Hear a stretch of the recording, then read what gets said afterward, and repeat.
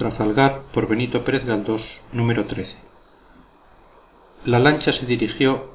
¿a dónde? Ni el mismo Marcial sabía a dónde nos dirigíamos. La oscuridad era tan fuerte que perdimos de vista las demás lanchas y las luces del navío Pince se desvanecieron tras la niebla, como si un soplo las hubiera extinguido. Las olas eran tan gruesas y el vendaval tan recio que la débil embarcación avanzaba muy poco, y gracias a una hábil dirección no zozobró más de una vez. Todos callábamos, y los más fijaban una triste mirada en el sitio donde se suponía que nuestros compañeros abandonados luchaban en aquel instante con la muerte en espantosa agonía. No acabó aquella travesía sin hacer, conforme a mi costumbre, algunas reflexiones, que bien puedo aventurarme a llamar filosóficas. Alguien se reirá de un filósofo de 14 años, pero yo no me turbaré ante las burlas y tendré el atrevimiento de escribir aquí mis reflexiones de entonces. Los niños también suelen pensar grandes cosas, y en aquella ocasión, ante aquel espectáculo, ¿qué cerebro, como no fuera el de un idiota, podría permanecer en calma? Pues bien, en nuestras lanchas iban españoles e ingleses, aunque era mayor el número de los primeros, y era curioso observar cómo fraternizaban, amparándose unos a otros en el común peligro, sin recordar que el día anterior se mataban en horrenda lucha, más parecidos a fieras que a hombres. Yo miraba a los ingleses, remando con tanta decisión como los nuestros. Yo observaba en sus semblantes las mismas señales de terror o de esperanza, y sobre todo la expresión propia del santo sentimiento de humanidad y caridad, que era el móvil de unos y otros. Con estos pensamientos decía para mí: ¿para qué son las guerras, Dios mío? ¿Por qué estos hombres no han de ser amigos en todas las ocasiones de la vida como lo son en las de peligro? Esto que veo no prueba que todos los hombres son hermanos. Pero venía de improviso a cortar estas consideraciones la idea de nacionalidad, aquel sistema de islas que yo había forjado, y entonces decía: pero ya, esto de que las islas han de querer quitarse unas a otras algún pedazo de tierra lo echa todo a perder, y sin duda en todas ellas debe de haber hombres muy malos, que son los que arman las guerras para su provecho particular, bien porque son ambiciosos y quieren mandar, bien porque son avaros y anhelan ser ricos. Estos hombres malos son los que engañan a los demás, a todos estos infelices que van a pelear, y para que el engaño sea completo les impulsan a odiar a otras naciones, siembran la discordia, fomentan la envidia, y aquí tienen ustedes el resultado. Yo estoy seguro, añadí, de que esto no puede durar. Apuesto doble contrasencillo a que dentro de poco los hombres de unas y otras islas se han de convencer de que hacen un gran disparate armando las terribles guerras, y llegará un día en que se abrazarán, conviniendo todos en no formar más que una sola familia. Así pensaba yo. Después de esto he vivido 70 años y no he visto llegar ese día. La lancha avanzaba trabajosamente por el tempestuoso mar. Yo creo que Marcial, si mi amo se lo hubiera permitido, habría consumado la siguiente hazaña: echar al agua a los ingleses y poner la proa a Cádiz o a la costa, aun con la probabilidad casi ineludible de perecer ahogados en la travesía. Algo de esto me parece que indicó a mi amo, hablándole quedamente al oído, y don Alonso debió de darle una lección de caballerosidad, porque le oí decir: somos prisioneros, Marcial, somos prisioneros. Lo peor del caso es que no divisábamos ningún barco. El Pince se había apartado de donde estaba. Ninguna luz nos indicaba la presencia de un buque enemigo. Por último divisamos una, y un rato después la mole confusa de un navío que corría el temporal por Barlovento y aparecía en dirección contraria a la nuestra. Unos le creyeron francés, otros inglés, y Marcial sostuvo que era español. Forzaron los remeros y no sin trabajo llegamos a ponernos al habla. ¡Ah, del navío!, gritaron los nuestros. Al punto contestaron en español. Es el San Agustín, dijo Marcial. El San Agustín se ha ido a pique, contestó don Alonso. Me parece que será el Santa Ana, que también está apresado. Efectivamente, al acercarnos, todos reconocieron al Santa Ana, mandado en el combate por el teniente general Álava. Al punto los ingleses que lo custodiaban dispusieron prestarnos auxilio, y no tardamos en hallarnos todos sanos y salvos sobre cubierta. El Santa Ana, navío de 112 cañones, había sufrido también grandes averías, aunque no tan graves como las del Santísima Trinidad, y si bien estaba desarbolado de todos sus palos y sin timón, el casco no se conservaba mal. El Santa Ana vivió 11 años más después de Trafalgar, y aún habría vivido más si por falta de carena no se hubiera ido a pique en la bahía de La Habana en 1816. Su acción en las jornadas que refiero fue gloriosísima. Mandábalo, como he dicho, el teniente general Álava, jefe de la vanguardia, que trocado el orden de batalla vino a quedar a retaguardia. Ya saben ustedes que la columna mandada por Collingwood se dirigió a combatir a retaguardia, mientras Nelson marchó contra el centro.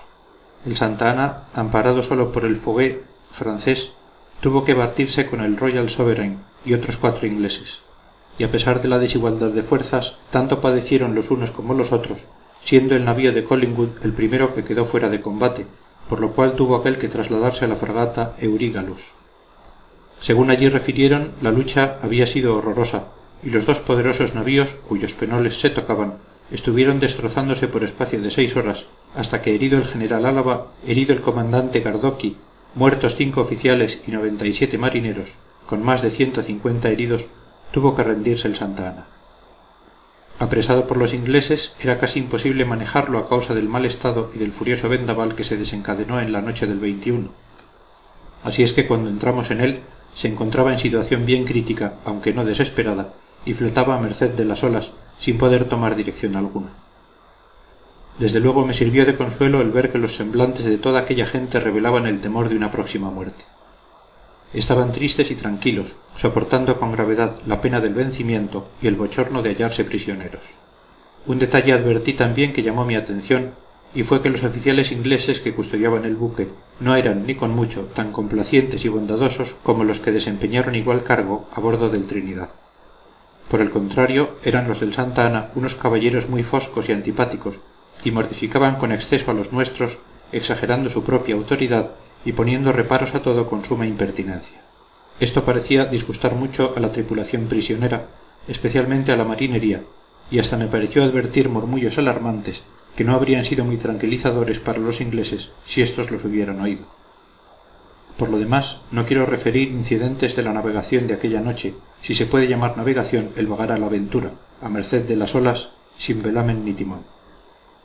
No quiero pues fastidiar a mis lectores repitiendo hechos que ya presenciamos a bordo del Trinidad, y paso a contarles otros enteramente nuevos y que sorprenderán a ustedes tanto como me sorprendieron a mí. Yo había perdido mi afición a andar por el combés y alcázar de proa, y así, desde que me encontré a bordo del Santa Ana, me refugié con mi amo en la cámara, donde pude descansar un poco y alimentarme, pues de ambas cosas estaba muy necesitado. Había allí, sin embargo, muchos heridos a quienes era preciso curar, y esta ocupación, muy grata para mí, no me permitió todo el reposo que mi agobiado cuerpo exigía. Hallábame ocupado en poner a don Alonso una venda en el brazo cuando sentí que apoyaban una mano en mi hombro. Me volví y encaré con un joven alto, embozado en luengo capote azul, y al pronto, como suele suceder, no le reconocí. Mas contemplándole con atención por espacio de algunos segundos, lancé una exclamación de asombro. Era el joven don Rafael Malespina, novio de mi amita. Abrazóle don Alonso con mucho cariño y él se sentó a nuestro lado. Estaba herido en una mano y tan pálido por la fatiga y la pérdida de sangre que la demacración le desfiguraba completamente el rostro. Su presencia produjo en mi espíritu sensaciones muy raras, y he de confesarlas todas, aunque alguna de ellas me haga poco favor.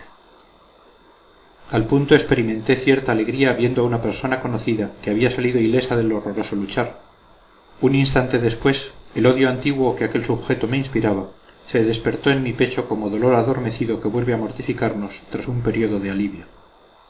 Con vergüenza lo confieso. Sentí cierta pena de verle sano y salvo. Pero diré también en descargo mío que aquella pena fue una sensación momentánea y fugaz como un relámpago, verdadero relámpago negro que oscureció mi alma, o mejor dicho, leve eclipse de la luz de mi conciencia, que no tardó en brillar con esplendorosa claridad. La parte perversa de mi individuo me dominó un instante.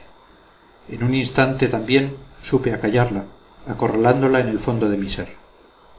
¿Podrán todos decir lo mismo? Después de este combate moral, vi a Malespina con gozo porque estaba vivo y con lástima porque estaba herido, y aún recuerdo con orgullo que hice esfuerzos para demostrarle estos dos sentimientos. Pobre amita mía, cuán grande había de ser su angustia en aquellos momentos. Mi corazón concluía siempre por llenarse de bondad.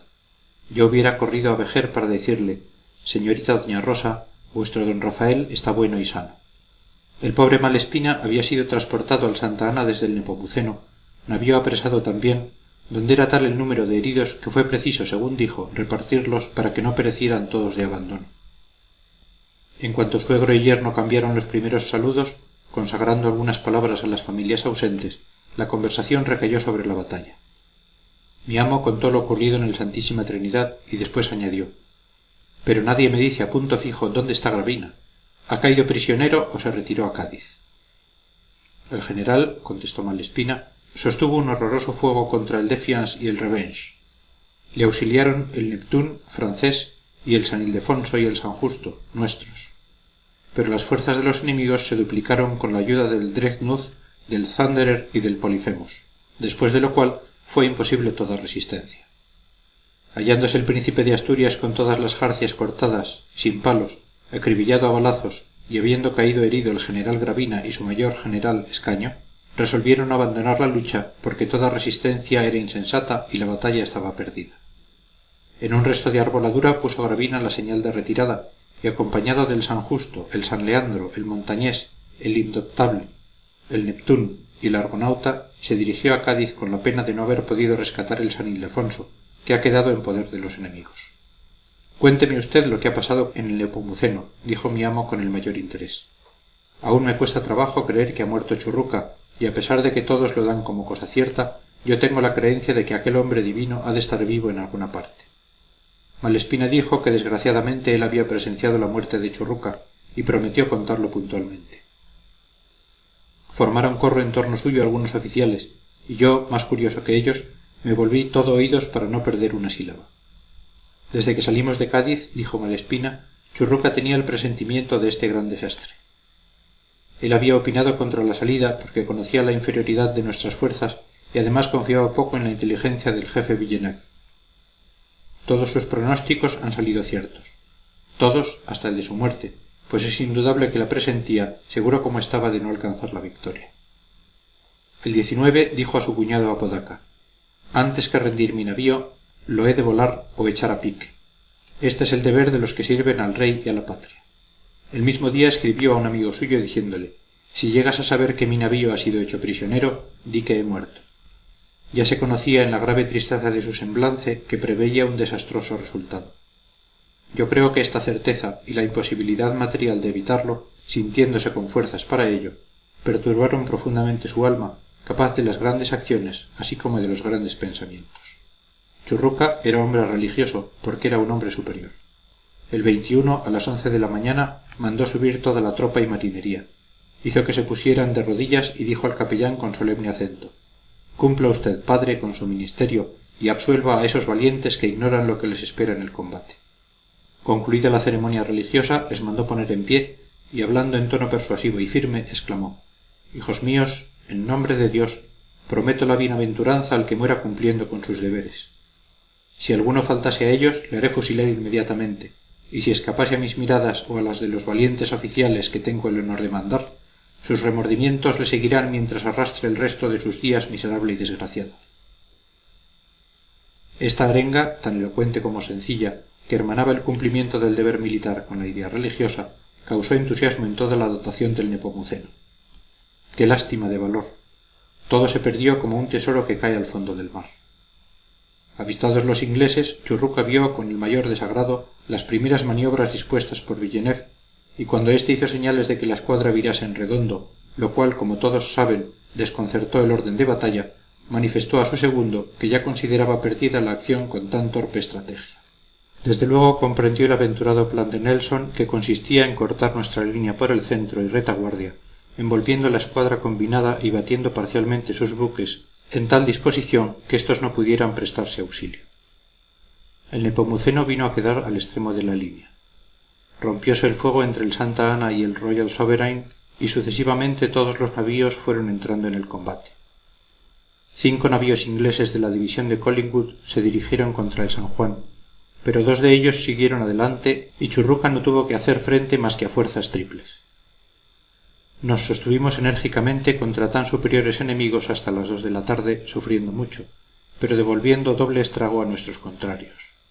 El grande espíritu de nuestro heroico jefe parecía haberse comunicado a soldados y marineros, y las maniobras, así como los disparos, se hacían con una prontitud pasmosa. La gente de leva se había educado en el heroísmo sin más que 2 horas de aprendizaje, y nuestro navío, por su defensa gloriosa, no sólo era el terror, sino el asombro de los ingleses. Estos necesitaron nuevos refuerzos. Necesitaron 6 contra 1. volvieron los dos navíos que nos habían atacado primero, y el Dreadnought se puso al costado del San Juan para batirnos a medio tiro de pistola. Figúrense ustedes el fuego de estos 6 colosos, vomitando balas y metralla sobre un buque de 74 cañones. Parecía que nuestro navío se agrandaba, creciendo en tamaño conforme crecía el arrojo de sus defensores. Las proporciones gigantescas que tomaban las almas parecía que las tomaban también los cuerpos, y al ver cómo infundíamos pavor a fuerzas 6 veces superiores, nos creíamos algo más que hombres. Entretanto Churruca, que era nuestro pensamiento, dirigía la acción con serenidad asombrosa. Comprendiendo que la destreza había de suplir a la fuerza, economizaba los tiros y lo fiaba todo a la buena puntería, consiguiendo así que cada bala hiciera un estrago positivo en los enemigos. A todo atendía, todo lo disponía, y la metralla y las balas corrían sobre su cabeza sin que ni una sola vez se inmutara. Aquel hombre, débil y enfermizo, cuyo hermoso y triste semblante no parecía nacido para arrostrar escenas tan espantosas, nos infundía a todos misterioso ardor sólo con el rayo de su mirada. Pero Dios no quiso que saliera vivo de la terrible porfía. Viendo que no era posible hostilizar a un navío que por la proa molestaba al San Juan impunemente, fue él mismo a apuntar el cañón y logró desarbolar al contrario. Volvía al alcázar de popa cuando una bala de cañón le alcanzó en la pierna derecha con tal acierto que casi se la desprendió del modo más doloroso por la parte alta del muslo. Corrimos a sostenerlo y el héroe cayó en mis brazos. ¡Qué terrible tormento! Aún me parece que siento bajo mi mano el violento palpitar de un corazón que hasta en aquel instante terrible no latía sino por la patria. Su decaimiento físico fue rapidísimo.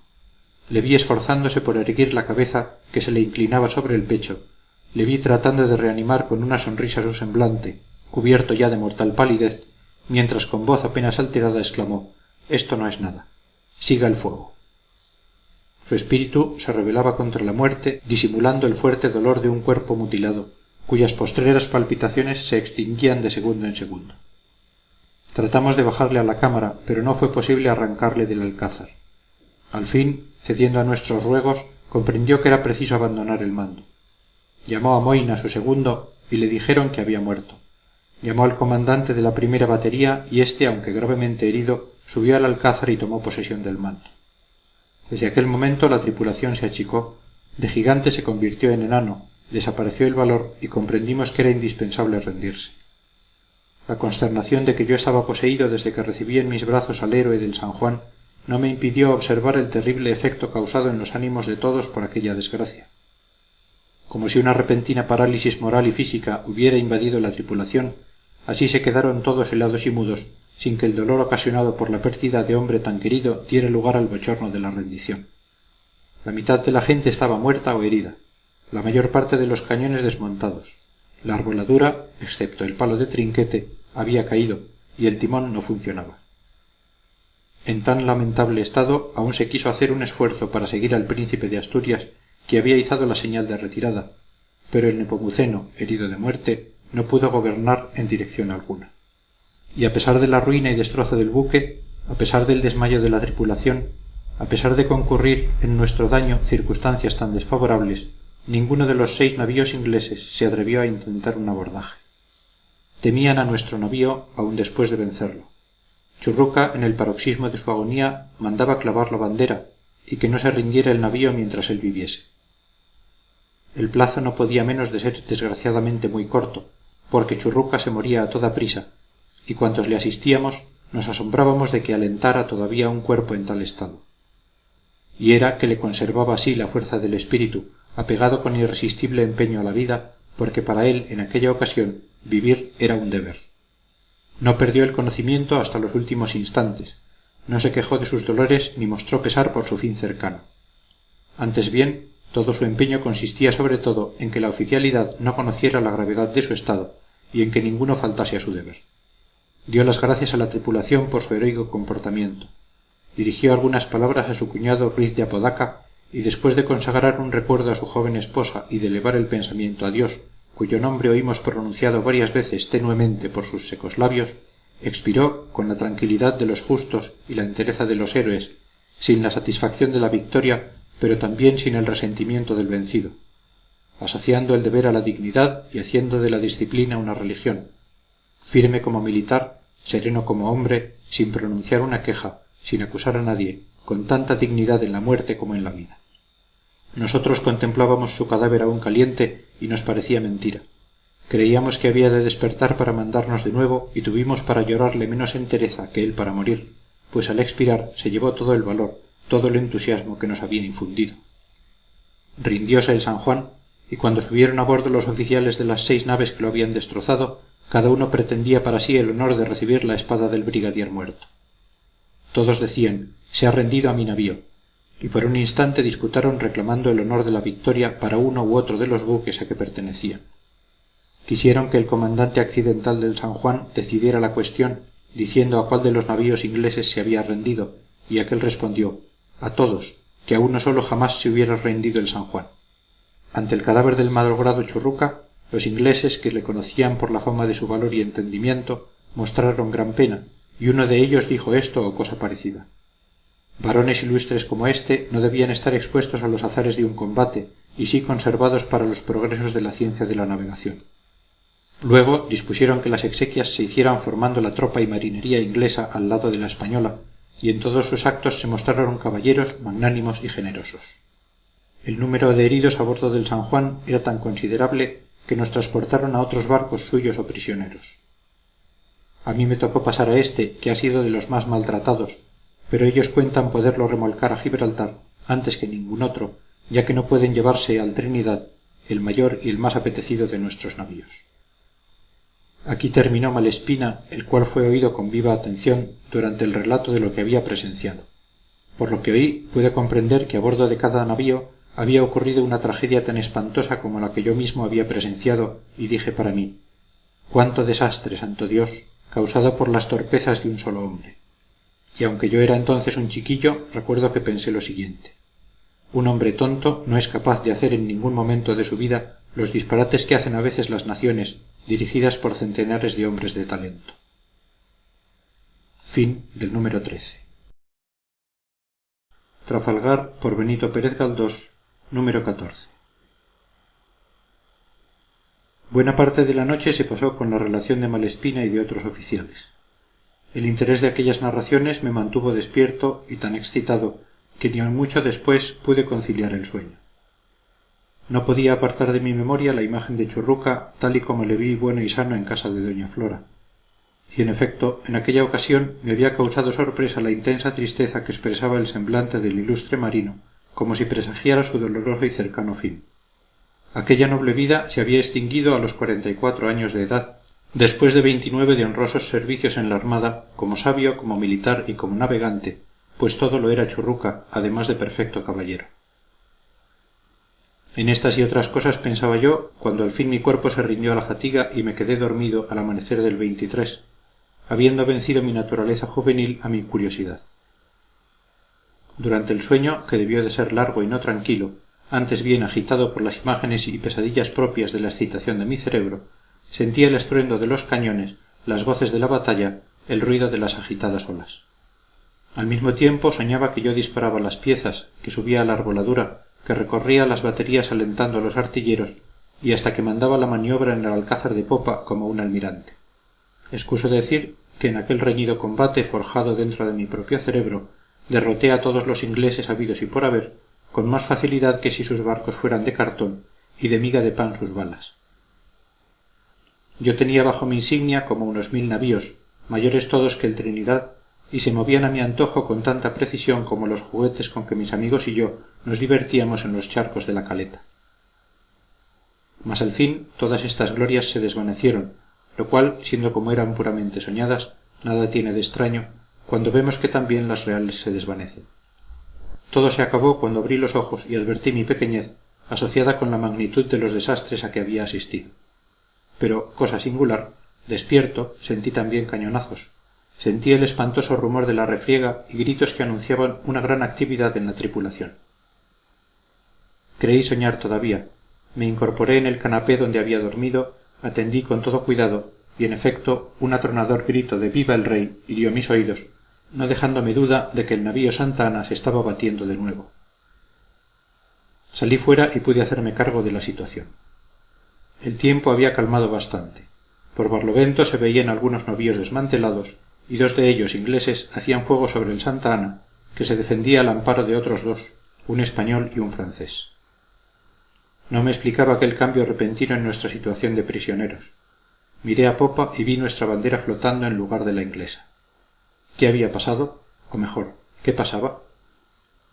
En el alcázar de popa estaba uno que comprendí era el general Álava, y aunque herido en varias partes de su cuerpo, mostraba fuerzas bastantes para dirigir aquel segundo combate, destinado quizá a hacer olvidar respecto al Santa Ana las aventuras del primero.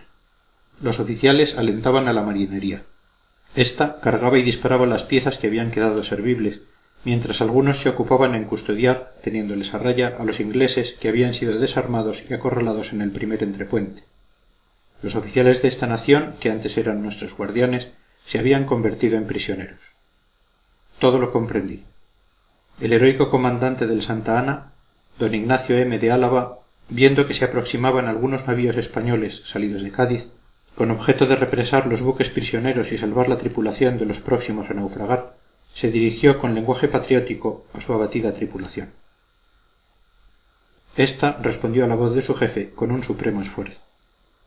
Obligaron a rendirse a los ingleses que custodiaban el barco, enarbolaron de nuevo la bandera española y el Santa Ana quedó libre, aunque comprometido en nueva lucha más peligrosa quizá que la primera.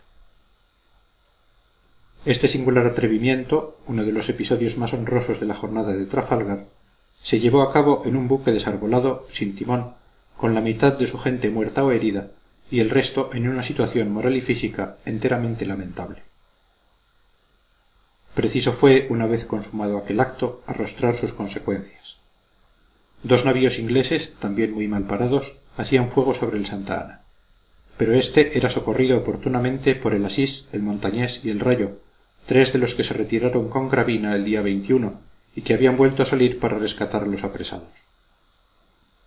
Aquellos nobles inválidos trabaron nueva y desesperada lucha, quizás con más coraje que la primera, porque las heridas no restañadas avivaban la furia en el alma de los combatientes y éstos parece que riñen con más ardor porque tienen menos vida que perder. Las peripecias todas del terrible día 21 se renovaron a mis ojos. El entusiasmo era grande, pero la gente escasa, por lo cual fue preciso duplicar el esfuerzo. Sensible es que hecho tan heroico no haya ocupado en nuestra historia más que una breve página, si bien es verdad que junto al gran suceso que hoy se conoce con el nombre de combate de Trafalgar, estos episodios se achican y casi desaparecen como débiles resplandores en una horrenda noche. Entonces presencié un hecho que me hizo derramar lágrimas. No encontrando a mi amo por ninguna parte y temiendo que corriera algún peligro, bajé a la primera batería y le hallé ocupado en apuntar un cañón. Su mano trémula había recogido el botafuego de las de un marinero herido y con la debilitada vista de su ojo derecho buscaba el infeliz el punto a donde quería mandar la bala. Cuando la pieza se disparó, se volvió hacia mí, trémulo de gozo, y con voz que apenas pude entender me dijo: «Ah, ahora Paca no se reirá de mí. Entraremos triunfantes en Cádiz». En resumen, la lucha terminó felizmente porque los ingleses comprendieron la imposibilidad de represar al Santa Ana, a quien favorecían, a más de los 3 navíos indicados, otros 2 franceses y una fragata que llegaron en lo más recio de la pelea. Estábamos libres de la manera más gloriosa, pero en el punto en que concluyó aquella hazaña comenzó a verse claro el peligro en que nos encontrábamos, pues el Santa Ana debía ser remolcado hasta Cádiz a causa del mal estado de su casco. La fragata francesa Temis echó un cable y puso la proa al norte, pero qué fuerza podía tener aquel barco para remolcar otro tan pesado como el Santa Ana y que sólo podía ayudarse con las velas desgarradas que quedaban en el palo del trinquete. Los navíos que nos habían rescatado, esto es, el Rayo, el Montañés y el San Francisco de Asís, quisieron llevar más adelante su proeza y forzaron de vela para rescatar también al San Juan y al Bahama, que iban marinados por los ingleses. Nos quedamos, pues, solos, sin más amparo que el de la fragata que nos arrastraba, niño que conducía un gigante.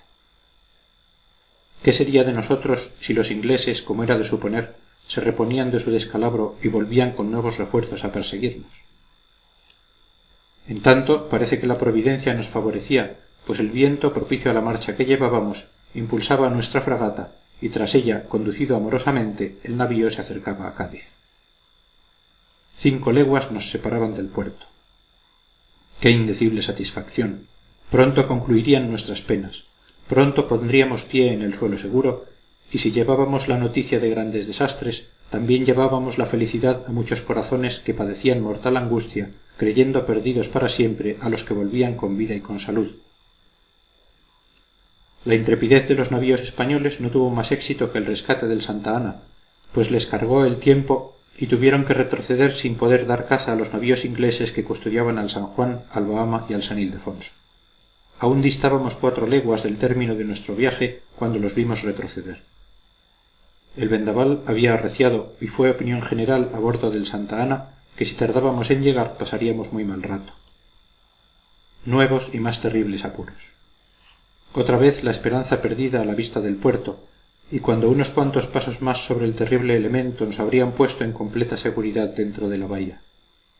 A todas estas se venía la noche encima con malísimo aspecto. El cielo, cargado de nubes negras, parecía haberse aplanado sobre el mar, y las exhalaciones eléctricas que lo inflamaban con breves intervalos daban al crepúsculo un tinte pavoroso. La mar, cada vez más turbulenta, furia aún no aplacada con tanta víctima, bramaba con ira, y su insaciable voracidad pedía mayor número de presas. Los despojos de la más numerosa escuadra que por aquel tiempo había desafiado su furor juntamente con el de los enemigos no se escapaban a la cólera del elemento, irritado como un dios antiguo, sin compasión hasta el último instante, tan cruel ante la fortuna como ante la desdicha. Yo observé señales de profunda tristeza lo mismo en el semblante de mi amo que en el del general Álava, quien a pesar de sus heridas estaba en todo y mandaba hacer señales a la fragata Temis para que acelerase su marcha si era posible. Lejos de corresponder a su justa impaciencia, nuestra remolcadora se preparaba a tomar rizos y a cargar muchas de sus velas para aguantar mejor el furioso levante. Yo participé de la general tristeza y en mis adentros consideraba cuán fácilmente se burla el destino de nuestras previsiones mejor fundadas y con cuánta rapidez se pasa de la mayor suerte a la última desgracia. Pero allí estábamos sobre el mar, emblema majestuoso de la vida humana. Un poco de viento le transforma. La ola mansa que golpea el buque con blando azote se trueca en montaña líquida que le quebranta y le sacude. El grato sonido que forman durante la bonanza las leves ondulaciones del agua es luego una voz que se enronquece y grita, injuriando la frágil embarcación, y ésta, despeñada, se sumerge sintiendo que le falta el sostén de su quilla para levantarse luego lanzada hacia arriba por la ola que sube. Un día sereno trae espantosa noche, o por el contrario, una luna que hermosea el espacio y serena el espíritu suele preceder a un sol terrible, ante cuya claridad la naturaleza se descompone con formidable trastorno. Nosotros experimentábamos la desdicha de estas alternativas y además la que proviene de las propias obras del hombre. Tras un combate habíamos sufrido un naufragio. Salvados de éste nos vimos nuevamente empeñados en una lucha que fue afortunada y luego, cuando nos creímos al fin de tantas penas, cuando saludábamos a Cádiz llenos de alegría, nos vimos de nuevo en poder de la tempestad que hacia afuera nos atraía ansiosa de rematarnos. Esta serie de desventuras parecía absurda, ¿no es verdad? Era como la cruel aberración de una divinidad empeñada en causar todo el mal posible a seres extraviados. Pero no, era la lógica del mar, unida a la lógica de la guerra. Asociados estos dos elementos terribles, no es un imbécil el que se asombre de verles engendrar las mayores desventuras. Una nueva circunstancia aumentó para mí y para mi amo las tristezas de aquella tarde. Desde que se rescató el Santa Ana, no habíamos visto al joven Malespina. Por último, después de buscarle mucho, le encontré acurrucado en uno de los canapés de la cámara. Acerquéme a él y le vi muy demudado. Le interrogué y no pudo contestarme. Quiso levantarse y volvió a caer sin aliento. «Está usted herido», dije. «Llamaré para que le curen». «No es nada», contestó. «¿Querrás traerme un poco de agua?» Al punto llamé a mi amo. «¿Qué es eso, la herida de la mano?», preguntó éste examinando al joven. «No, es algo más», repuso don Rafael con tristeza, y señaló a su costado derecho cerca de la cintura. Luego, como si el esfuerzo empleado en mostrar su herida y en decir aquellas pocas palabras fuera excesivo para su naturaleza debilitada, y quedó sin habla ni movimiento por algún tiempo. «Oh, esto parece grave», dijo don Alonso con desaliento, «y más que grave», añadió un cirujano que había acudido a examinarle. Malespina, poseído de profunda tristeza al verse en tal estado y creyendo que no había remedio para él, ni siquiera dio cuenta de su herida y se retiró a aquel sitio donde le detuvieron sus pensamientos y sus recuerdos. Creyéndose próximo a morir, se negaba a que se le hiciera la cura. El cirujano dijo que aunque grave, la herida no parecía mortal, pero añadió que si no llegábamos a Cádiz aquella noche, para que fuese convenientemente asistido en tierra, la vida de aquel, así como la de otros heridos, corría gran riesgo. El Santa Ana había tenido en el combate del 21 97 muertos y 140 heridos. Se habían agotado los recursos de la enfermería y algunos medicamentos indispensables faltaban por completo. La desgracia de Malespina no fue la única después del rescate, y Dios quiso que otra persona para mí muy querida sufriese igual suerte. Marcial cayó herido, si bien en los primeros instantes apenas sintió dolor y abatimiento, porque su vigoroso espíritu le sostenía. No tardó, sin embargo, en bajar al sollado, diciendo que se sentía muy mal.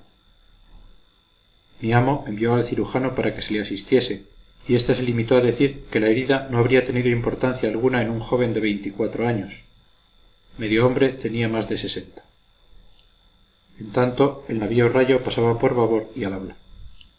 Álava mandó que se le preguntase a la fragata Temis si creía poder entrar en Cádiz, y habiendo contestado rotundamente que no, se hizo igual pregunta al Rayo, que hallándose casi ileso contaba con arribar seguramente al puerto.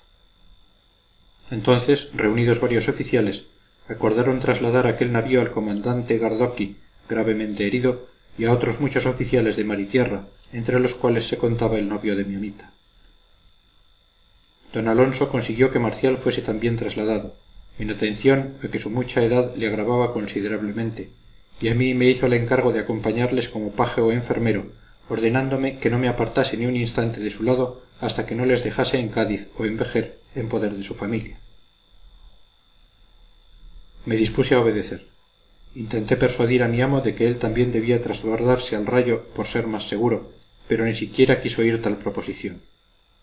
La suerte, dijo, me ha traído a este buque, y en él estaré hasta que Dios decida si nos salvamos o no. Álava está muy mal. La mayor parte de la oficialidad se halla herida, y aquí puedo prestar algunos servicios. No soy de los que abandonan el peligro, al contrario, le busco desde el 21 y deseo encontrar ocasión de que mi presencia en la escuadra sea de provecho.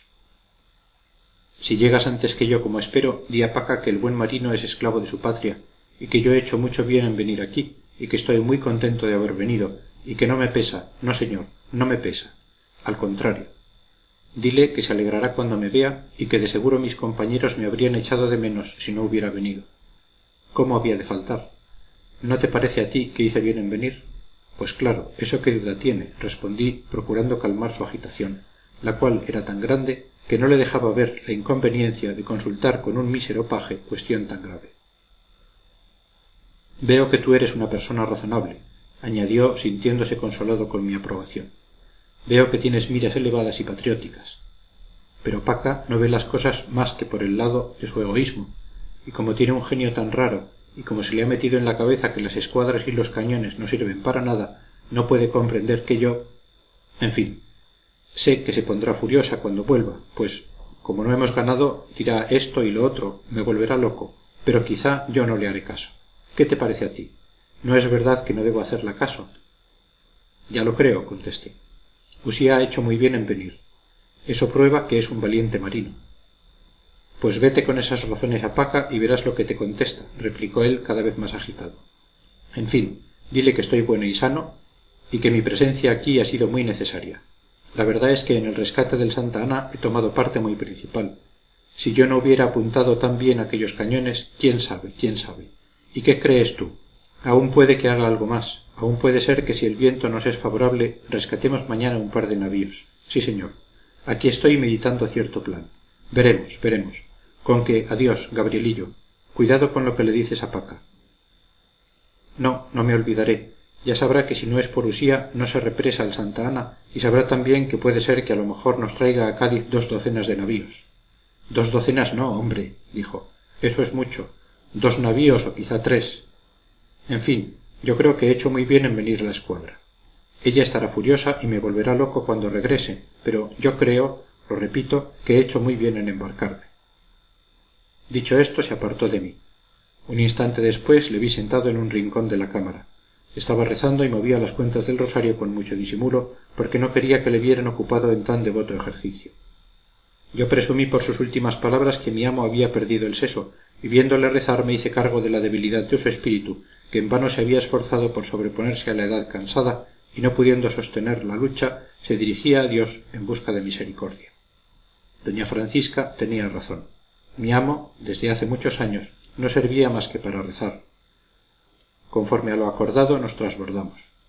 Don Rafael y Marcial, como los demás oficiales heridos, fueron bajados en brazos a una de las lanchas, con mucho trabajo, por robustos marineros. Las fuertes olas estorbaban mucho esta operación, pero al fin se hizo, y las dos embarcaciones se dirigieron al Rayo. La travesía de un navío a otro fue malísima, mas al fin, aunque hubo momentos en que a mí me parecía que la embarcación iba a desaparecer para siempre, llegamos al costado del Rayo, y con muchísimo trabajo subimos la escala. Fin del número 14. Trafalgar, por Benito Pérez Galdós, número 15. Hemos salido de Guatemala para entrar en Guatepeor, dijo Marcial cuando le pusieron sobre cubierta. Pero donde manda capitán, no manda marinero. A este condenado le pusieron Rayo por mal nombre. Él dice que entrará en Cádiz antes de medianoche, y yo digo que no entra. Veremos a ver. ¿Qué dice usted, Marcial, que no llegaremos?, pregunté con mucho afán. Usted, señor Gabrielito, no entiende de esto. Es que cuando mi señor don Alonso y los oficiales del Santa Ana creen que el Rayo entrará esta noche, por fuerza tiene que entrar. Ellos que lo dicen, bien sabido se lo tendrán. ¿Y tú no sabes, Sardinilla, que esos señores de popa se candilean, se equivocan, más fácilmente que nosotros los marinos de Combés? Si no, ahí tienes al jefe de toda la escuadra, Mr. Corneta, que cargue el diablo con él. Ya ves cómo no ha tenido ni tanto así de idea para mandar la acción. ¿Piensas que si Mr. Corneta hubiera hecho lo que yo decía se hubiera perdido la batalla? ¿Y usted cree que no llegaremos a Cádiz? Digo que este navío es más pesado que el mismo plomo y además traicionero. Tiene mala andadura, gobierna mal y parece que está cojo, tuerto y manco, como yo. Pues si le echan la caña para aquí, él va para allí. En efecto, el Rayo, según opinión general, era un barco de malísimas condiciones marineras, pero a pesar de esto y de su avanzada edad, que frisaba en los 56 años, como se hallaba en buen estado, no parecía correr peligro alguno, pues si el vendaval era cada vez mayor, también el puerto estaba cerca. De todos modos, no era lógico suponer que mayor peligro corría el Santa Ana, desarbolado, sin timón, y obligado a marchar a remolque de una fragata. Marcial fue puesto en el sollado y Malespina en la cámara. Cuando le dejamos allí con los demás oficiales heridos, escuché una voz que reconocí, aunque al punto no pude darme cuenta de la persona a quien pertenecía. Acerquéme al grupo de donde salía aquella charla retumbante que dominaba las demás voces y quedé asombrado, reconociendo al mismo don José María Malespina en persona.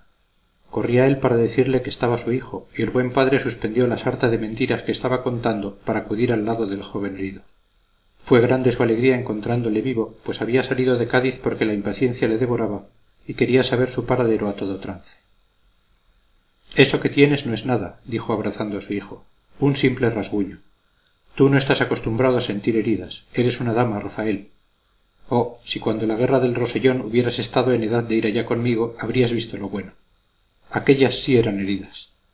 Ya sabes que una bala me entró por el antebrazo, subió hacia el hombro, dio la vuelta por toda la espalda y vino a salir por la cintura. Oh, qué herida tan singular. Pero a los 3 días estaba sano, mandando la artillería en el ataque de Bellegard. Después explicó el motivo de su presencia a bordo del Rayo, de este modo. El 21 por la noche supimos en Cádiz el éxito del combate. Lo dicho, señores. No se quiso hacer caso de mí cuando hablé de las reformas de la artillería y aquí tienen los resultados. Pues bien, en cuanto lo supe y me enteré de que había llegado en retirada Gravina con unos cuantos navíos, fui a ver si entre ellos venía el San Juan donde estabas tú, pero me dijeron que había sido apresado. No puedo pintar a ustedes mi ansiedad. Casi no me quedaba duda de tu muerte, mayormente desde que supe el gran número de bajas ocurridas en tu navío. Pero yo soy hombre que llevo las cosas hasta el fin, y sabiendo que se había dispuesto la salida de algunos navíos con objeto de recoger los desmantelados y rescatar los prisioneros, determiné salir pronto de dudas embarcándome en uno de ellos. Expuse mi pretensión a Solano y después al mayor general de la escuadra, mi antiguo amigo Escaño, y no sin escrúpulo me dejaron venir. Al borde del Rayo, donde me embarqué esta mañana, pregunté por ti, por el San Juan. Mas nada consolador me dijeron, sino por el contrario que Churruca había muerto y que su navío, después de batirse con gloria, había caído en poder de los enemigos. Figúrate cuál sería mi ansiedad. Qué lejos estaba hoy, cuando rescatamos al Santa Ana, de que tú te hallabas en él. A saberlo con certeza, hubiera redoblado mis esfuerzos en las disposiciones que di con permiso de estos señores, y el navío de Álava habría quedado libre en 2 minutos. Los oficiales que le rodeaban mirábanle con sorna oyendo el último jactancioso concepto de don José María. Por sus risas y cuchicheos comprendí que durante todo el día se habían divertido con los embustes de aquel buen señor, quien no ponía freno a su voluble lengua ni aun en las circunstancias más críticas y dolorosas. El cirujano dijo que convenía dejar reposar al herido y no sostener en su presencia conversación alguna, sobre todo si ésta se refería al pasado desastre. Don José María, que tal oyó, aseguró que por el contrario convenía reanimar el espíritu del enfermo con la conversación. En la guerra del Rosellón, los heridos graves, y yo lo estuve varias veces, mandábamos a los soldados que bailasen y tocasen la guitarra en la enfermería, y estoy seguro de que este tratamiento nos curó más pronto que todos los emplastos y botiquines. Pues en las guerras de la República Francesa, dijo un oficial andaluz que quería confundir a don José María, se estableció que en las ambulancias de los heridos fuese un cuerpo de baile completo y una compañía de ópera, y con esto se ahorraron los médicos y boticarios, pues con un par de arias y 2 docenas de trenzados en sexta se quedaron todos como nuevos. «¡Alto ahí!», exclamó Malespina. «Esa es grilla, caballerito. ¿Cómo puede ser que con música y baile se curen las heridas? Usted lo ha dicho. Sí, pero eso no ha pasado más que una vez, ni es fácil que vuelva a pasar. ¿Es acaso probable que vuelva a haber una guerra como la del Rosellón, la más sangrienta, la más hábil, la más estratégica que ha visto el mundo desde Epaminondas? Claro es que no, pues allí todo fue extraordinario, y puedo dar fe de ello que la presencié desde el introito hasta el ite missa est. A aquella guerra debo mi conocimiento de la artillería. Usted no ha oído hablar de mí. Estoy seguro de que me conocerá de nombre, pues sepa usted que aquí traigo en la cabeza un proyecto grandioso, y tal que si algún día llega a ser realidad no volverán a ocurrir desastres como este del 21. Sí, señores, añadió mirando con gravedad y suficiencia a los 3 o 4 oficiales que le oían. Es preciso hacer algo por la patria. Urge inventar algo sorprendente que en un periquete nos devuelva todo lo perdido y asegure a nuestra marina la victoria por siempre jamás amén. A ver, señor don José María, dijo un oficial, explíquenos usted cuál es su invento. Pues ahora me ocupo del modo de construir cañones de a300. Hombre, de a300, exclamaron los oficiales con aspavientos de risa y burla. Los mayores que tenemos a bordo son de 36. Esos son juguetes de chicos. Figúrese usted el destrozo que harían esas piezas de 300 disparando sobre una escuadra enemiga, dijo Malespina.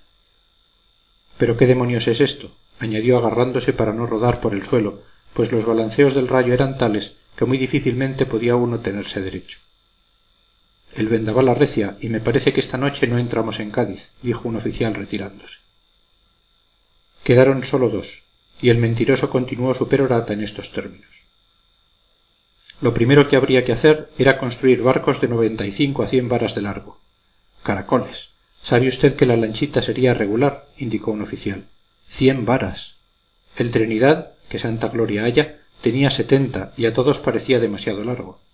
Ya sabe usted que viraba mal y que todas las maniobras se hacían en él muy difícilmente. Veo que usted se asusta por poca cosa, caballerito, prosiguió Malespina. ¿Qué son 100 varas? Aún podrían construirse barcos mucho mayores, y he de advertir a ustedes que yo los construiría de hierro. —¡De hierro! —exclamaron los 2 oyentes sin poder contener la risa. —De hierro, sí. ¿Por ventura no conoce usted la ciencia de la hidrostática?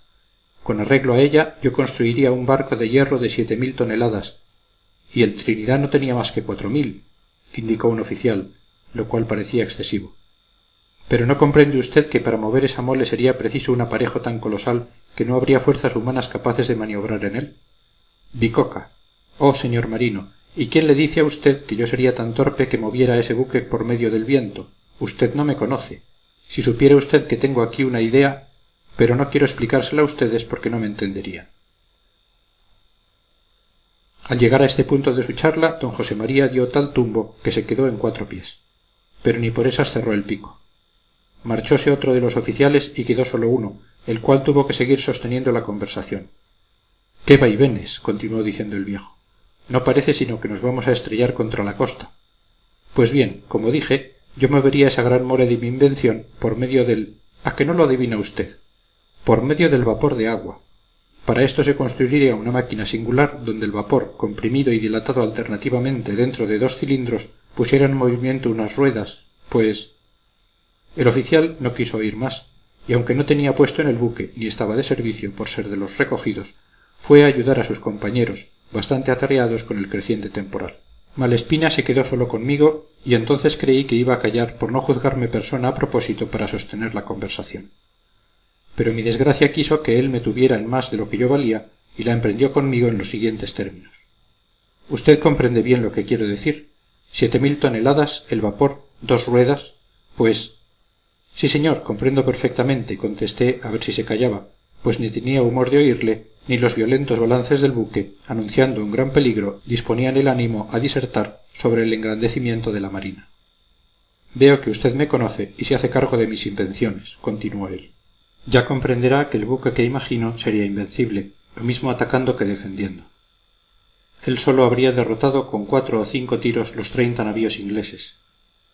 Pero los cañones de estos no le harían daño también», manifesté con timidez, arguyéndole más bien por cortesía que porque el asunto me interesase.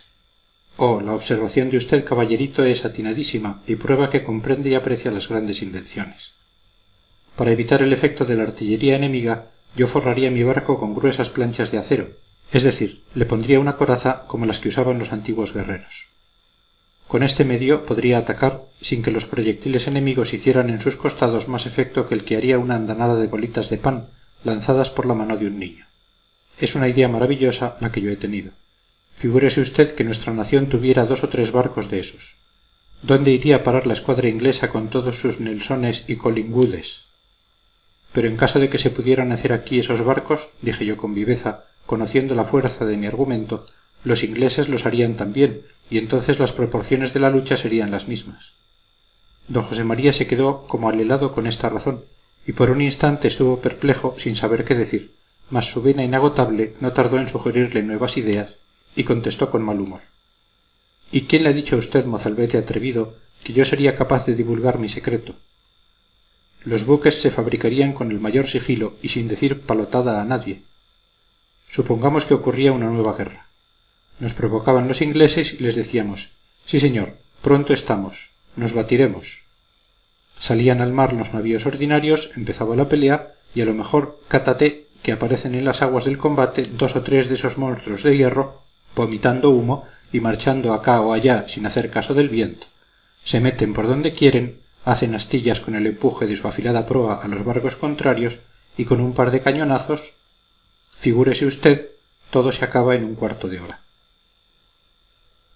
No quise hacer más objeciones porque la idea de que corríamos un gran peligro me impedía ocupar la mente con pensamientos contrarios a los propios de tan crítica situación. No volví a acordarme más del formidable buque imaginario hasta que 30 años más tarde supe la aplicación del vapor a la navegación, y más aún cuando al cabo de medio siglo vi en nuestra gloriosa fragata Numancia la acabada realización de los estrafalarios proyectos del mentiroso de Trafalgar. Medio siglo después me acordé de don José María Malespina y dije: parece mentira que las extravagancias ideadas por un loco o un embustero lleguen a ser realidades maravillosas con el transcurso del tiempo. Desde que observé esta coincidencia no condeno en absoluto ninguna utopía, y todos los mentirosos me parecen hombres de genio. Dejé a don José María para ver lo que pasaba, y en cuanto puse los pies fuera de la cámara me enteré de la comprometida situación en que se encontraba el Rayo. El vendaval no sólo le impedía la entrada en Cádiz, sino que le impulsaba hacia la costa, donde encallaría de seguro estrellándose contra las rocas. Por mala que fuera la suerte del Santa Ana, que habíamos abandonado, no podía ser peor que la nuestra. Yo observé con afán los rostros de oficiales y marineros por ver si encontraba alguno que indicase esperanza, pero por mi desgracia en todos vi señales de gran desaliento. Consulté el cielo y lo vi pavorosamente feo. Consulté la mar y la encontré muy sañuda. No era posible volverse más que a Dios, y éste estaba tan poco propicio con nosotros desde el 21. El Rayo corría hacia el norte. Según las indicaciones que iban haciendo los marineros, junto a quienes estaba yo, pasábamos frente al banco de Marrajotes, de hazte afuera, de Juan Bola, frente al Torregorda y por último frente al castillo de Cádiz. En vano se ejecutaron todas las maniobras necesarias para poner la proa hacia el interior de la bahía. El viejo navío, como un corcel espantado, se negaba a obedecer. El viento y el mar, que corrían con impetuosa furia de sur a norte, lo arrastraban, sin que la ciencia náutica pudiese nada para impedirlo. No tardamos en rebasar de la bahía. A nuestra derecha quedó bien pronto Rota, Punta Candor, Punta de Meca, Regla y Chipiona. No quedaba duda de que el Rayo iba derecho a estrellarse inevitablemente en la costa cercana a la embocadura del Guadalquivir. No necesito decir que las velas habían sido cargadas y que no bastando este recurso contra tan fuerte temporal, se bajaron también los masteleros. Por último, también se creyó necesario picar los palos para evitar que el navío se precipitara bajo las olas. En las grandes tempestades el barco necesita achicarse. De alta encina quiere convertirse en humilde hierba, y como sus mástiles no pueden plegarse cual las ramas de un árbol, se ve en la dolorosa precisión de amputarlos, quedándose sin miembros por salvar la vida. La pérdida del buque era ya inevitable. Picados los palos mayor y de mesana, se le abandonó, y la única esperanza consistía en poderlo fondear cerca de la costa, para lo cual se prepararon las áncoras reforzando las amarras. Disparó 2 cañonazos para pedir auxilio a la playa ya cercana, y como se distinguieran claramente algunas hogueras en la costa, nos alegramos, creyendo que no faltaría quien nos diera auxilio. Muchos opinaron que algún navío español o inglés había encallado allí, y que las hogueras que veíamos eran encendidas por la tripulación náufraga. Nuestra ansiedad crecía por momentos, y respecto a mí, debo decir que me creí cercano a un fin desastroso. Ni ponía atención a lo que a bordo pasaba, ni en la turbación de mi espíritu podía ocuparme más que de la muerte, que juzgaba inevitable.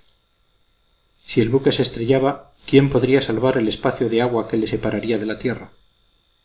El lugar más terrible de una tempestad es aquel en que las olas se revuelven contra la tierra y parece que están cavando en ella para llevarse pedazos de playa al profundo abismo. El empuje de la ola al avanzar y la violencia con que se arrastra al retirarse son tales que ninguna fuerza humana puede vencerlos. Por último, después de algunas horas de mortal angustia, la quilla del Rayo tocó en un banco de arena y se paró. El casco todo y los restos de su arboladura retemblaron un instante. Parecía que intentaban vencer el obstáculo interpuesto en su camino, pero éste fue mayor y el buque, inclinándose sucesivamente de uno y otro costado, hundió su popa y después de un espantoso crujido quedó sin movimiento. Todo había concluido y ya no era posible ocuparse más que de salvar la vida atravesando el espacio de mar que de la costa nos separaba. Esto pareció casi imposible de realizar en las embarcaciones que a bordo teníamos, mas había esperanzas de que nos enviaran auxilio de tierra, pues era evidente que la tripulación de un buque recién naufragado vivaqueaba en ella, y no podía estar lejos alguna de las balandras de guerra cuya salida para tales casos debía haber dispuesto la autoridad naval de Cádiz. El Rayo hizo nuevos disparos y esperamos socorros con la mayor impaciencia, porque de no venir pronto pereceríamos todos con el navío. Este feliz inválido, cuyo fondo se había abierto al encallar, amenazaba despedazarse por sus propias convulsiones, y no podía tardar el momento en que, desquiciada la clavazón de algunas de sus cuadernas, quedaríamos a merced de las olas, sin más apoyo que el que nos dieran los desordenados restos del buque. Los de tierra no podían darnos auxilio, pero Dios quiso que oyera los cañonazos de alarma una balandra que se había hecho a la mar desde Chipiona y se nos acercó por la proa, manteniéndose a buena distancia. Desde que avistamos su gran vela mayor, vimos segura nuestra salvación, y el comandante del Rayo dio las órdenes para que el trasbordo se verificara sin atropello en tan peligrosos momentos. Mi primera intención, cuando vi que se trataba de trasbordar, fue correr al lado de las 2 personas que allí me interesaban, el señorito Malespina y Marcial, ambos heridos, aunque el segundo no lo estaba de gravedad. Encontré al oficial de artillería en bastante mal estado, y decía a los que le rodeaban: «No me muevan, déjenme morir aquí». Marcial había sido llevado sobre cubierta y yacía en el suelo con tal postración y abatimiento que me inspiró verdadero miedo su semblante. Alzó la vista cuando me acerqué a él y tomándome la mano dijo con voz conmovida: «Gabrielillo, no me abandones». «A tierra, todos vamos a tierra», exclamé yo, procurando reanimarle, pero él, moviendo la cabeza con triste ademán, parecía presagiar alguna desgracia. Traté de ayudarle para que se levantara, pero después del primer esfuerzo su cuerpo volvió a caer exánime y al fin dijo: «No puedo». Las vendas de su herida se habían caído y en el desorden de aquella apurada situación no encontró quien se las aplicara de nuevo. Yo le curé como pude, consolándole con palabras de esperanza, y hasta procuré reír ridiculizando su facha, para ver si de este modo le reanimaba. Pero el pobre viejo no desplegó sus labios, antes bien inclinaba la cabeza con gesto sombrío, insensible a mis bromas lo mismo que a mis consuelos. Ocupado en esto, no advertí que había comenzado el embarque en las lanchas. Casi de los primeros que a ellas bajaron fueron don José María Malespina y su hijo. Mi primer impulso fue ir tras ellos siguiendo las órdenes de mi amo, pero la imagen del marinero herido y abandonado me contuvo. Malespina no necesitaba de mí, mientras que Marcial, casi considerado como muerto, estrechaba con su helada mano la mía, diciéndome: «Gabriel, no me abandones». Las lanchas atracaban difícilmente, pero a pesar de esto, una vez trasbordados los heridos, el embarco fue fácil, porque los marineros se precipitaban en ellas deslizándose por una cuerda o arrojándose de un salto. Muchos se echaban al agua para alcanzarlas a nado. Por mi imaginación cruzó como un problema terrible la idea de cuál de aquellos dos procedimientos emplearía para salvarme. No había tiempo que perder porque el rayo se desbarataba, casi toda la popa estaba hundida y los estallidos de los baos y de las cuadernas medio podridas anunciaban que bien pronto aquella mole iba a dejar de ser un barco. Todos corrían con presteza hacia las lanchas y la balandra, que se mantenía a cierta distancia, maniobrando con habilidad para resistir la mar, les recogía. Las embarcaciones volvían vacías al poco tiempo, pero no tardaban en llenarse de nuevo. Yo observé el abandono en que estaba medio hombre y me dirigí sofocado y llorando a algunos marineros, rogándoles que cargaran a Marcial para salvarle, pero harto hacían ellos con salvarse a sí propios.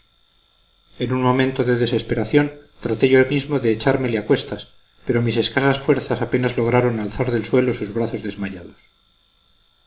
Corrí por toda la cubierta buscando un alma caritativa y algunos estuvieron a punto de ceder a mis ruegos, mas el peligro les distrajo de tan buen pensamiento.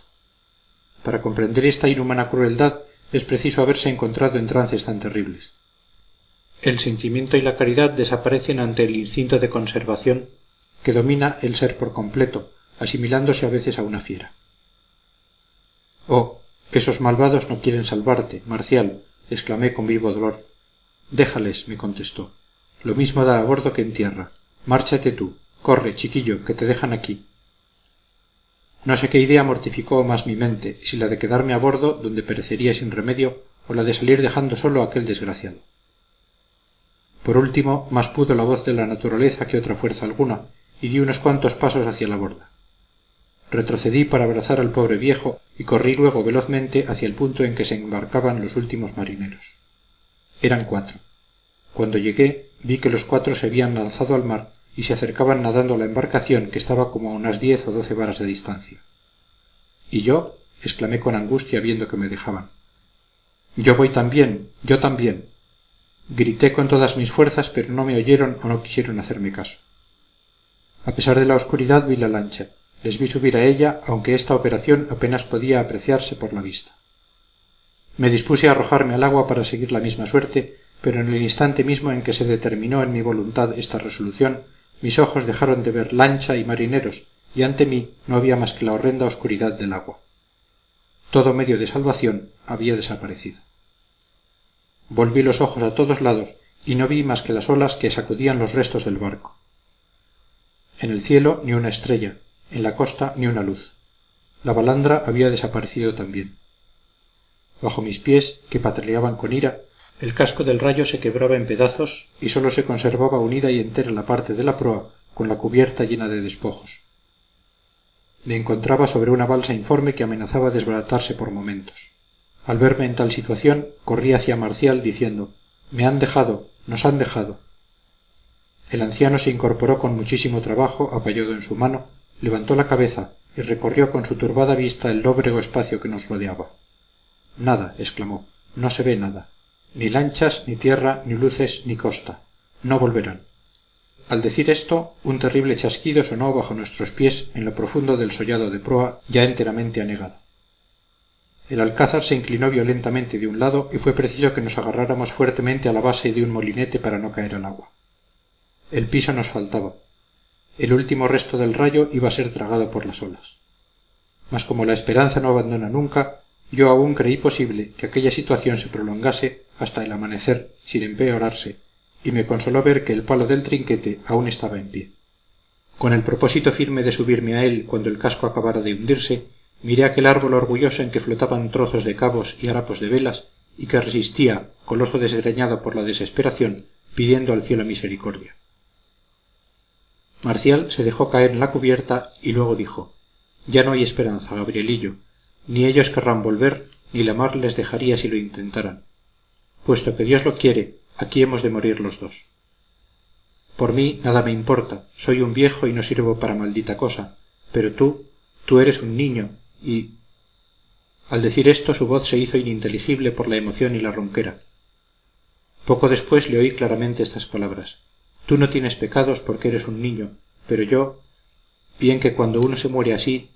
vamos, al decir... así, al modo de perro o gato, no necesita de que un cura venga y le dé la solución, sino que basta y sobra con que uno mismo se entienda con Dios. ¿No has oído tú eso?». Yo no sé lo que contesté, creo que no dije nada, y me puse a llorar sin consuelo. «Ánimo, Gabrielillo», prosiguió. «El hombre debe ser hombre, y ahora es cuando se conoce quién tiene alma y quién no la tiene. Tú no tienes pecados, pero yo sí. Dicen que cuando uno se muere y no haya cura con quien confesarse, debe decir lo que tiene en la conciencia al primero que encuentre. Pues yo te digo, Gabrielillo, que me confieso contigo y que te voy a decir mis pecados, y cuenta con que Dios me está oyendo detrás de ti y que me va a perdonar». Mudo por el espanto y por las solemnes palabras que acababa de oír, me abracé al anciano, que continuó de este modo: «Pues digo que siempre he sido cristiano, católico, apostólico, romano, y que siempre he sido y soy devoto de la Virgen del Carmen, a quien llamo en mi ayuda en este momento. Y digo también que si hace 20 años que no he confesado ni comulgado, no fue por mí, sino por mor del maldito servicio, y porque siempre lo va uno dejando para el domingo que viene. Pero ahora me pesa de no haberlo hecho, y digo y declaro y perjuro que quiero a Dios y a la Virgen y a todos los santos, y que por todo lo que les haya ofendido me castiguen, pues si no me confesé y comulgué este año fue por aquel de los malditos casacones que me hicieron salir al mar cuando tenía el proeto de cumplir con la iglesia. Jamás he robado ni la punta de un alfiler, ni he dicho más mentiras que alguna que otra para bromear. De los palos que le daba a mi mujer hace 30 años me arrepiento, aunque creo que bien dados estuvieron, porque era más mala que las churras, y con un genio más picón que un alacrán. No he faltado ni tanto así a lo que manda la ordenanza. No aborrezco a nadie más que a los casacones, a quienes hubiera querido ver hechos picadillo, pero pues dicen que todos somos hijos de Dios, yo les perdono, y así mismamente perdono a los franceses, que nos han traído esta guerra. Y no digo más, porque me parece que me voy a toda vela. Yo amo a Dios y estoy tranquilo. Gabrielillo, abrázate conmigo y apriétate bien contra mí. Tú no tienes pecados y vas a andar finiqueleando con los ángeles divinos. Más vale morirse a tu edad que vivir en este emperrado mundo. Con que ánimo, chiquillo, que esto se acaba. El agua sube y el rayo se acabó para siempre. La muerte del que se ahoga es muy buena, no te asustes, abrázate conmigo. Dentro de un ratito estaremos libres de pesadumbres, yo dando cuenta a Dios de mis pecadillos, y tú contento como unas pascuas danzando por el cielo, que está alfombrado con estrellas, y allí parece que la felicidad no se acaba nunca, porque es eterna, que es como dijo el otro, mañana y mañana y mañana y al otro y siempre». No pudo hablar más. Yo me agarré fuertemente al cuerpo de medio hombre. Un violento golpe de mar sacudió la proa del navío y sentí el azote del agua sobre mi espalda. Cerré los ojos y pensé en Dios. En el mismo instante perdí toda sensación y no supe lo que ocurrió. Fin del número 15.